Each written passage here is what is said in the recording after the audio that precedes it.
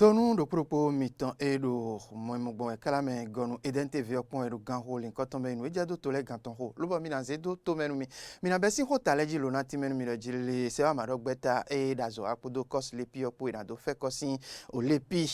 wegbo eji bineto vilesi nkona zon lo ba ina si wi somi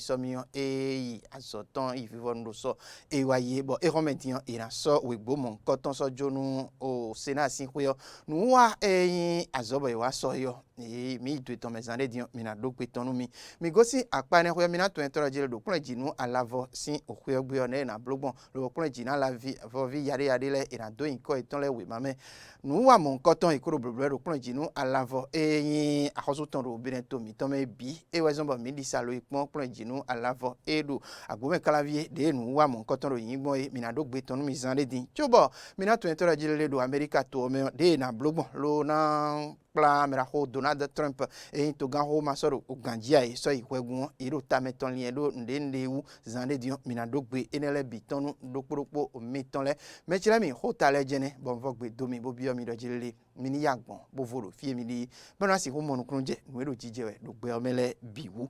mina to entora jilele sewa madogbeta e podo kos lepi opodo titome blo e bodo kofesin olepi e yin wegbo eji beneto vilesi kona zon lo bana si wupe wolo yi ogba kan lo blo somi e jawe lo lido suwon meton yo e dele dion e fo azo e wa we ile be yin coffee fesin olepi owu sin azo obo so e wa yi ne yo ne azo igbon ne e ka wa zo ogbon temeteme ajo ejija yin lobo do pe tonu o se amadogbeta mon koton bo mi itu itan menu mi nu e dole die lọ sin domeon titome dede yi hokple bonado fe kosin wegbo eji tovilesin konazon nado na joloje tovienele benasi huido idevo bo yo wegbo mon koton do lepi yo titome e hodon mi endenele gbeje azo dede kos lepi yo wakakawa je vivonu opon bo plepleme mon koton modo nubi ido nu ganji dide demenu Florentin Chaou eyin kpodo nu gan hwe azado kos lepi onu donu mi gbon yi ndiro mi wazo eno kaka bo vivonton wa mi le di bo so mi na iso we ma no jonu hwe no penuku gan si so uro to mi to me no yo se now donc mi ka yo me bi bu ka do ne mi ka monu ogbon ye me bi e de ken do poropo mi ton bo ro mi ni kudazo epo ekun tu gbe ton bo do mi me na dogbe na le yen mi me o journaliste le e na jira nu emi do ro file do dagbe tonji mera ho Joel Atayi gedegbe yin dokpo do yeme dede no jehundo tovi pa leji eme loboso tovi enelesin afosodote do titome hokple eneome etimedo azode yeme hunje do tovi pa leji tole wa do titome linkotonsin azolemeon ewa indo yenya hedo nuwe hedagbe wanu membi pa leji ekale terejido azonele yilinsin bo mero poropo e do titome hokple mon kotonme leo do gande jeha bo ina do alitonu le temeteme elewaze gonando nu aloblo de kuno yinu lobono nyobono ifo ereon enamo blodo azoyi walewu amoncha se on kalena che do nu de jedo ereon enavo blodo lo etede gbe hokple bodo azodokpo bodo kondokpo eme ye no bonu wiwale yi liengbe lobo sogbe bozombo azonele yin wiwado weji kororo mainu bo ewlado mede azonele wa be vivondo ganjio sin fifonu leyo medaho Augustin Tabegbian hwe azado titome hokple ene yilodo cadre de concertation nu pagbenu yeme dede jofundonu wiwa ene omele bi do lison to biton bo yi bowa be ka jehungbe lo je gangbe be ka inu bo eblodo nu kuntabo to vile bimo da gbangba kororo ewu eneo e dine mechilemi plonjinu alavo hwe bineto ton le ho mi na donu mi bonati menu mi do jili hwe elo mesin we ma home e be dinwe ye dele julo na be lobo ye me yin plonjinu alavo vi abi me din yare bobio plonjinu alavo hosale ye dele do inkodo we ma mewe nu wa mon koton ikobesin azamo pandi bo nu wa do ye bo medisa lobo ipon do ton menu do poropo mi ton le do apo me kala vifi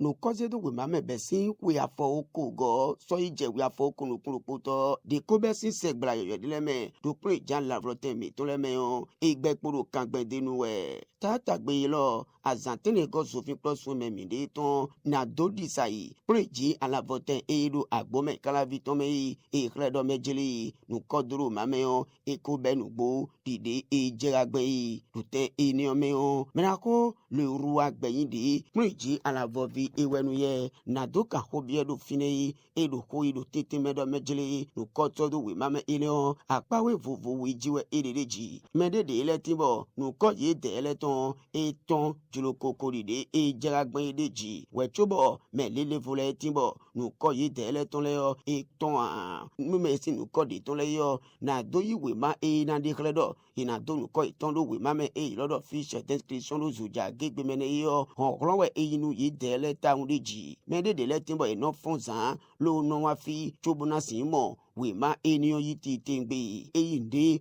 lo ve ulu mi ti tengbe deji eno fa chobo mi no yi we ma eniyan do alome han akayi we ma eniyan alome gudu lo etagba levole bedie lo ru agbeyinde na do yinu kon ko to le me o e wa titi me do me jele eno yi akosewete lo no isu chaka fotondo ton tito levowe eno leto chobo no se akoyodo akosewete mo lo we na leko wa fi lo na so we ma da yi chobo ye dele na dozo gbeji chobo we ma pepe won loro kata eyin preji alavoto eniyan na do si uje aloto emedeji nu me sin nu ko e ma o ton ale yo ye dele no so agada nu lo no se we ma iton sedo chobo no ten e se we ma donele yo no le agbeje pon ganji chobo ye lo mo no le ado wizun e mi lo mo ko do da ile pepepe chobo ye dele le sun sin no pe u chobo no yi we ma iton pepe un eyin kata université ton eniyan yedeji unu eve unu mi ti tengbe nu medako lui je zanu gan area zanu beta eyin proji alavo vileto ilodo unicef butonne yo uve da ko we eyin ti tengbe deji nu e ka don uve ene wa we ndo mejele no ten eyin nu kodo e mameton gege mi na sin doro fe yo mi do a gayenu dion e fa chobo mi wado we mo we a we nu mi de din yo azo e covid-19 sin we nu mi de bogbe tona to mo pagbagba yo e kledo mejele e reon inale zombo o sen e akosu do yo inale tafo o sen eniyan jideji lo eyin do no tenwe kasupo nu enele debu ero na jewe a na do flimi nu azome bibe kunji alavote besin we afoko so iwe afoko nukunrupo go e ko be sansan ko aton nukunrupo eyin koyasun we afoko go ememi dogu do waye nu yeme yin kunji alavovi e na do kunu de wema e ilodo master poto doctoral pan on ga enu dinwe ebo yin kunji alavovi pa ton le e wado yin we titi ngbebo un tobo azan iserote nu kodo mame ni na wa vivo nu kunji alavovi e do finele do na tenpon lo na wa nugbon kun dawo e ganda ko e wi azanu kunji alavo eyin agbome kalaviton e do we nenu e enelo eyin bubo dinemina to entra jile do mali do plonjina lavo kwe bientôt autant e do agbome kala vine yo o toho de tin do fenebo e yolodo o godome to gudo ye dele dion e do ya jeti tengbedo so gbe ronron e yo vo ton sin apakwe bo mi pon de nu wale do yin pon do ha ne o me mido toho hunukun daho do pome ba yeme kanye tovisono toviyono ero tohuilo mele echi ndo iwon ye daiwe dohun alonu zogben ogozogben podo ozogben tinpan ewe noza choyon sinomo onukunu do zame mido godome togudo toho hunukun titengberopo dagbome kalavisin kame bo kayin tohore bodo mali do kutonu mi sekpo tovile lo kanubio ye koye ton yero titi mewedo mi do fi mi kado ozogben oransin okan debu bebi oka mi ton me ha mi do ohudo ozogben oranton mi do ohudo namo onukunu do ha mi ton me chono yeme do tokwelo mele inomo onukunu weyan yede suno le wenumba atin tenteme bono zankwedo wechosi no don ozogbe onlo sinkan sinka devwe wa toho yetan me yemeyin tovi sunu tovi yanu ero gudu me to gudu le yero gbeze do jie bodo yeme ko yin gan to sole yini kokpon toho yin o to gudu ton mindo gudo o gan o to sole ton bo yin dole mimo sogbe hon do hu tonu eyan enaindo yo eblonu mi kale bakpo eyan nko itan je mi kanale iro kweto de lede be no banata ozogben do kwe itan le nu kan an eyin dole yenasi no ta zogben do kwe itan le nu kan eyan eyan nazon bo minanya ozin flodo zo bo yemeyin nu dosin tole nase afodo ogudo peri lo toho elome yeme ikono penu kundo ozogben hon sin apakwewu dagbo me kalavisin kamele tovile domi dawe dominasi wagbondi borominamo ozogben hon lo godo me togudo ekenainu lo nayon titengbe lo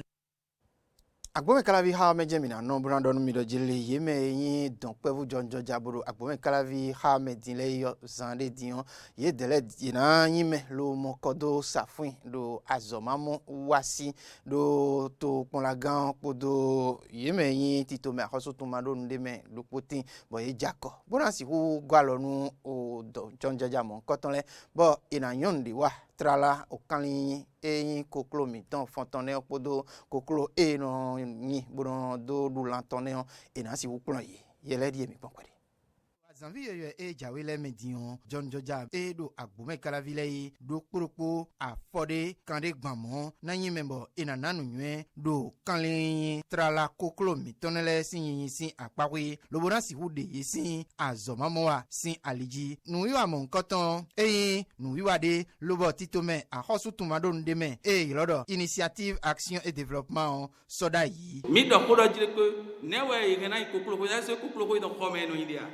mi do ko deji bo mi ado ko je ko edele koklo ko do na du bo mi do ndu apa ko attendre no dule yan plan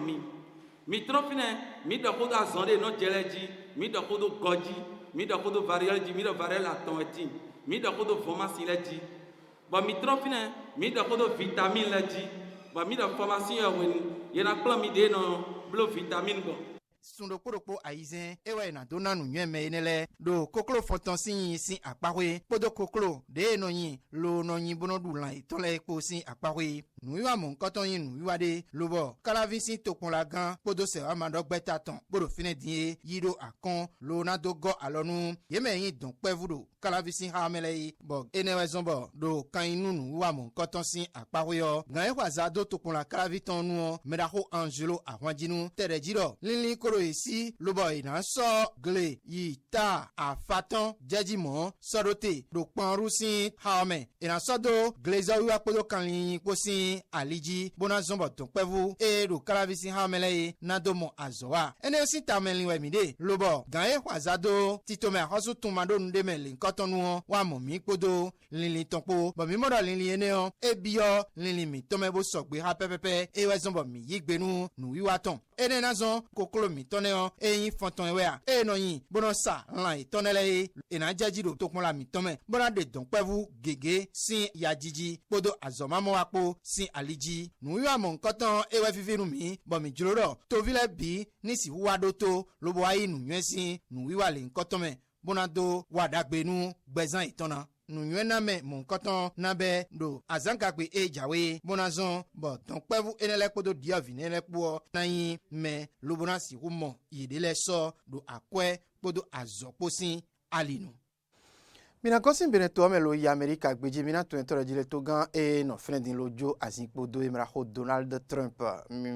flin ganji mina flin do alonsun e mi dogudo waye sin azan izen gogbe wenu edo o adon gengen don ebonu me yin me bodu gan do fine yo e na si hutun mera ho Donald Trump e woto bo biore jile to vile e ni bioto me lobo to vi mon koton le yeme gegetin lo igba nu do fieyin o demen gbasa be yoro capital do tomo koton me nuene e dosin kwene nuwe bokale ngulanu do ate eyin o pavi bo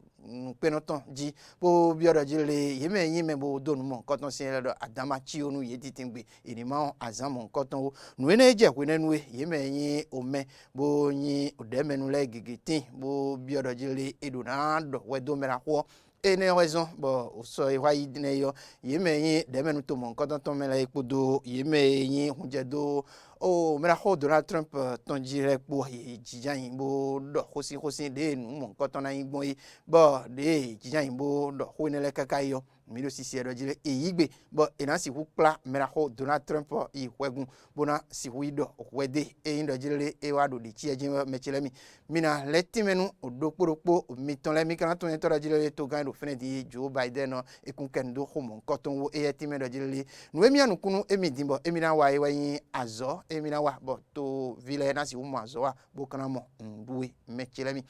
egbeton feneje mina somlo lona donu mi de jire ni akhosu zangbe bunu mina levo pe devo